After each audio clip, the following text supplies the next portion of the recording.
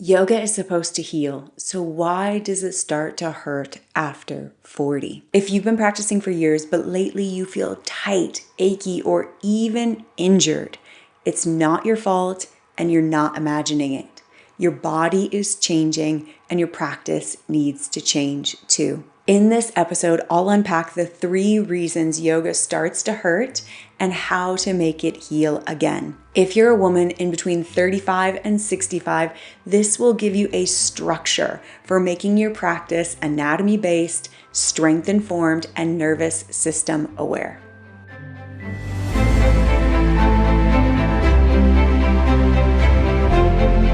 Hi, I'm Allison. I've been practicing yoga for almost 20 years. Some of my students have been with me the whole time, practicing week in and week out. We have grown together, but we've also aged together. My personal experience and my work with them has made it abundantly clear that as your body changes, your practice needs to change too. So today we're going to go over 3 major problems with modern yoga and 3 antidotes to make your practice movement medicine again. Here are the 3 reasons yoga starts to hurt. 1 is the focus on aesthetics, how the pose looks over anatomy, how the pose can help the body. Number 2 is all levels classes that serve very few and end up being choreography instead of teaching. Number 3 is practice not adapting to your changing body. And here are your antidotes. 1, prioritize anatomy over aesthetics. Focus on function over form, how the pose feels rather than how it looks. 2, personalize your practice. Yes, this can be done even in public classes. 3, make your practice meet your needs now. And if you're over 40, that means prioritizing stability over flexibility. Let's unpack each one. So problem number 1 is focusing on aesthetics, how the pose looks, over anatomy, what it can do for the body. Let's start with a vivid example, chaturanga. Common cues that you've probably heard are shift your weight forward and bend your elbows to 90 degrees. These are cues so the pose looks a certain way, but for most bodies, most of the time, it is not available. You need extraordinary upper body strength, core connection, and the ability to stay in your legs even when your weight is shifted forward in order for the pose to look this way. What happens for most people is you shift your weight forward, your butt goes up, and your shoulders drop down. It is disastrous for the rotator cuff, which is why we see that as one of the most common repetitive stress injuries in the yoga community. Not to mention, it is harder for women to develop upper body strength, so we're at a disadvantage with this shift your weight forward, bend the elbows to 90 degrees. Most people will end up in their joints and not building the upper body strength they need. And when you don't have the strength you need to do something, there's stress and strain on the body, but also on the nervous system. When your nervous system senses instability, it tenses, it guards to protect you. That's why misaligned and forced movements feel tight and clunky. It's your body trying to help you. And when you're chasing shapes, trying to fit your body into the mold of the pose,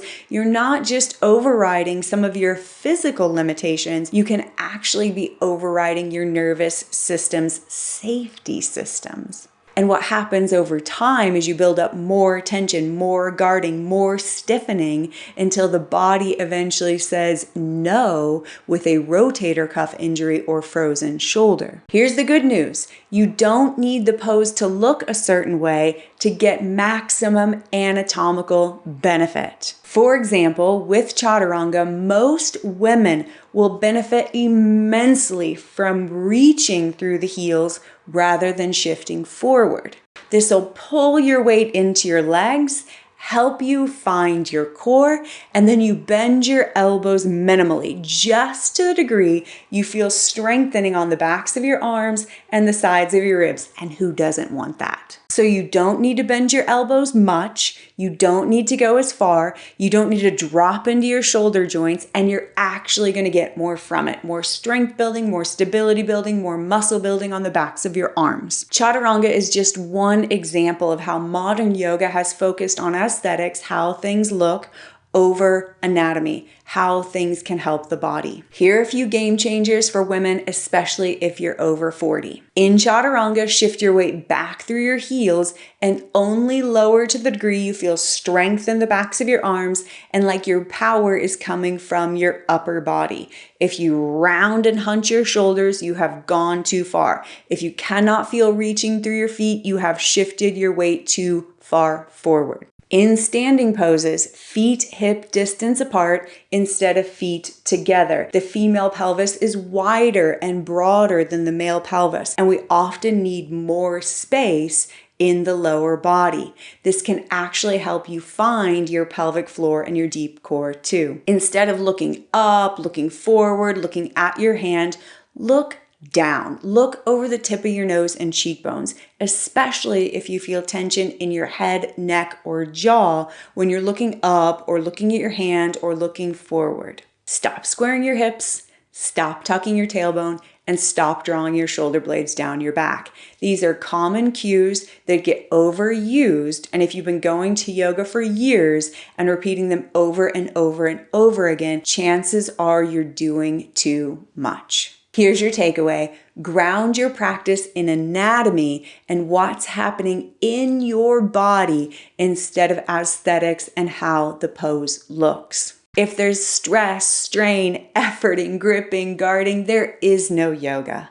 Yoga as connection, as union, as integration brings a sense of lightness, harmony, and balance. Problem number 2 is all levels classes that serve very few. Let's be honest, all levels classes are not for all levels. If you're a beginner, if you have an injury, you've got something going on with your body, it's often not appropriate. Beginners can't keep up and they end up mimicking monkey see, monkey do, which is a terrible way to learn. If you come into an all levels class with a back injury or shoulder injury, chances are a huge amount of the practice is going to be inappropriate at best, injurious at worst. Seasoned practitioners, those who have been coming day in, day out for months or years, often get bored and end up seeking another flavor or another teacher or another style after some time. Dedicated practitioners who do stick around often get the same cues for 2, 5, 10 years, and this doesn't take you deeper or help you evolve your practice. For example, in downward facing dog, there's often a cue to lift your hips or lift your sitting bones and press your chest towards your thighs. That cue is appropriate for most beginners or super tight practitioners. But for people who've been practicing for a while, it is unhelpful at best, often injurious, because it reinforces a pattern of instability at the very core of the body at T12, where you have the respiratory diaphragm, psoas, trapezius, and so it's like you're destabilizing your core. If you've been practicing for a while, you don't need the same cue over and over and over again. You need subtlety. You need refinement. You need a personalized practice. All levels classes are for people in the middle, the weekend warriors, and those who do yoga once in a blue moon. Let's add a little science to this so it doesn't sound like pure judgment. If we want more connection and integration in the body, we often have to rewrite movement patterns. And motor learning and movement rewiring requires focus and feedback. Without it, your body just repeats old patterns, and often the ones that are easiest to do, that require the least amount of effort because your body's trying to conserve energy and help you. And that's how repetitive stress injuries build up. Not because you're weak, not because you're overdoing it, sometimes not even because you're doing it wrong, but because you keep rehearsing the wrong thing. As a student, you're doing your best, you're trying to follow along, but you're getting choreography for a crowd, not teachings for a practice that meets you where you are. You're not the problem, the class structure is. And most teachers only know how to instruct the pose and the shape and tell you what it's supposed to look like, not tell you how to do it for your body and your specific anatomy. And when you're in your 40s and 50s, you just have less wiggle room. There is more joint laxity, more inflammatory markers. Even the quality of your collagen is different, and we need to adjust practice accordingly. Here's another way to think of it.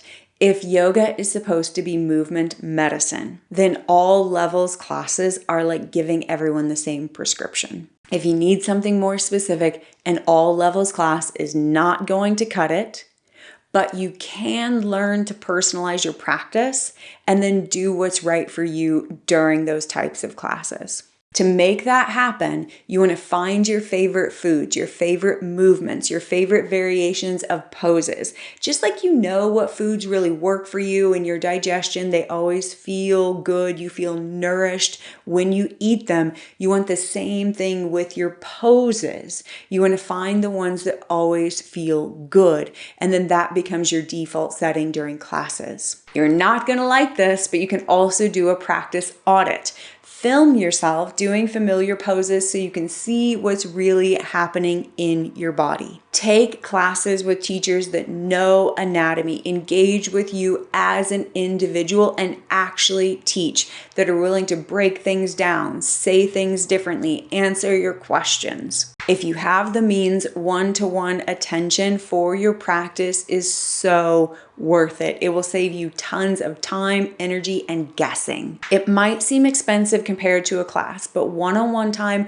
with a knowledgeable and professional teacher is like getting PT for your yoga practice, and your yoga practice is something you do daily or weekly. And if one-to-one time seems vulnerable, very personal, very intimate, yes, that's how traditional yoga was practiced. It was personal, it was intimate, it was not social. And that takes us to point number 3, adapting your practice for your changing body. Traditionally, yoga was disciplined, personal, and healing. Classes were educational, intentional, and transformative. Today, modern studio classes are more like a vinyasa party, which can be very fun. They're loud and fast and sweaty and exciting, and that can be awesome when you're 25. But after 35, you often need something different because your body has started to change dramatically, from your tissue structure to your blood flow to your hormones, not to mention stress and quality of sleep, due to the life stage you're probably in. If you want to maintain muscle, build better bone, improve your connective tissue quality, slower is better. Slower creates time under tension, and it is a sneaky way to build strength on your yoga mat. I struggled a lot slowing down. And if you've heard my story about my breathing breakthrough, after that moment, I was breathing deeply, focusing on my breathing to create more core. It was leading to stability in my lower back, but I was going really slow. I was practicing Ashtanga at the time, and I was in a Mysore class going at my new breathing based pace. And the teacher walks up to me, gets really close to me and says, "Are you okay?"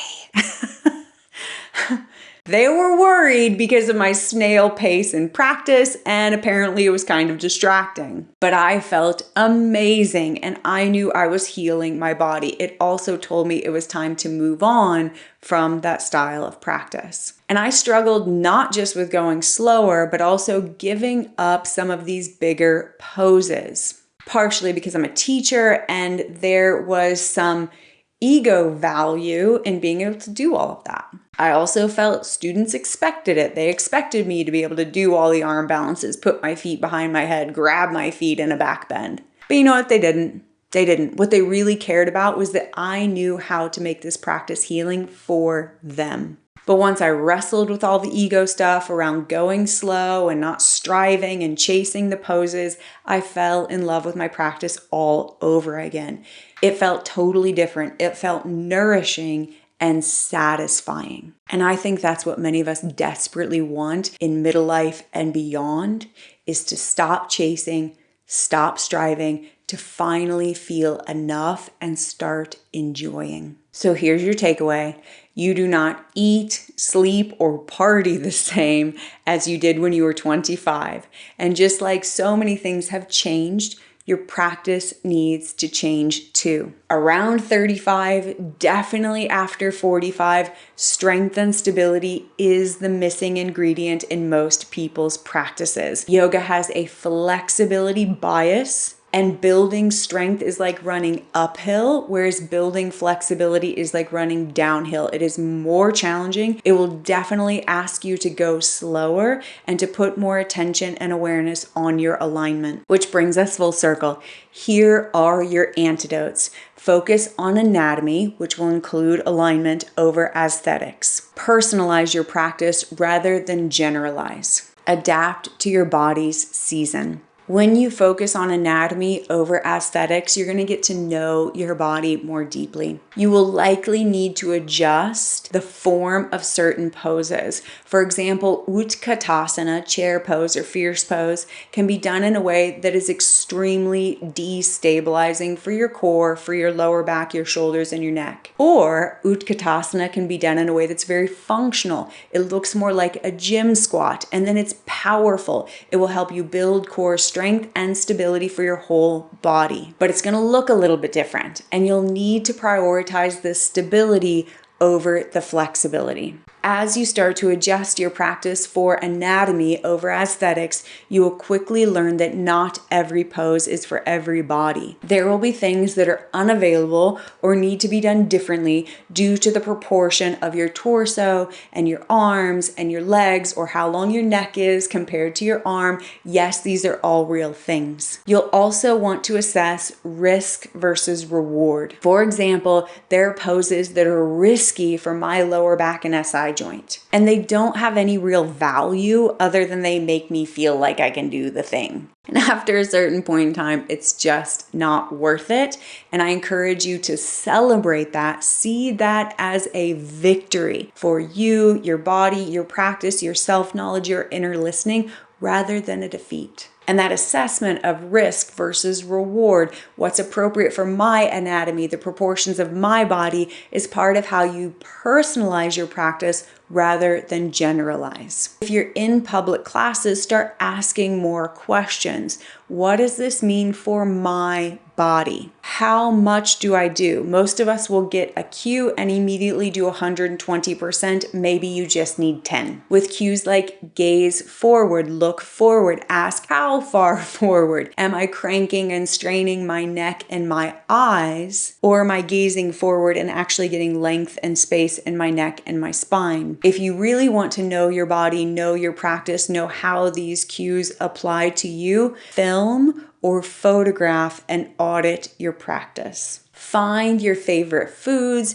your favorite poses, and design your own mini practice to supplement classes. If you need help with that, there are over 70 short, smart, super focused sequences in the 20-Minute Miracles app. Remember, if you want your movement to be medicine, it needs to be specific and precise for you. And that takes us to point number 3, adapt your practice for your body's season. Around 35, especially after 40, 45, shift your focus to strength and stability. Remember that yoga has a flexibility bias. Even things like the position of your wrists in downward facing dog is a position of flexibility. When you adapt your pace, the load, the intensity, the alignment, you build strength for your physical body, but it's also deeply soothing and nourishing for your nervous system. With these shifts, your practice becomes healing again. If you find yourself wrestling with your ego, maybe even missing the way things used to be, grieve. That is okay. And know that when you come out on the other side, your practice will be more satisfying than it's ever been, because you will be deeply attuned to you. If you're ready to feel strong and stable and at home in your body again, if you want a tried and true method for building strength on your yoga mat, I have a 12-week mentorship that will rebuild your practice from the inside out. Click the link below to schedule a call and we'll see if it's right for you. If you want to get started on your own, there's a free guide for building strength on your yoga mat. There's a booklet with poses and pictures and alignment instructions, plus a video series. Thank you for watching. Thank you for listening. This episode is very personal to me because I've come across so many students who said, I loved yoga, but then it started to hurt, so I quit. And I don't want that to be you. So stick with it. Adapt your practice to your changing body. That's what it should do.